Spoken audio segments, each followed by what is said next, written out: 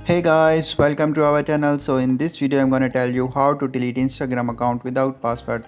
So first of all, you have to get to know that if you have already logged in your Instagram account and you have forget your password, then you can reset your password. And because without password and you have logged in, you cannot delete your account. So simply what you need to do, if you want to delete your account without password, so simply first of all go to Google Chrome and here type the Instagram help center. Here you can see there are multiple options here: delete your account, hack your account, contact us, or contact on Instagram help center. Here you can also find the many options, but the easiest way I'm going to tell you that you can send email. Like I have typed email this support@instagram.com. So email them to remove your account from Instagram.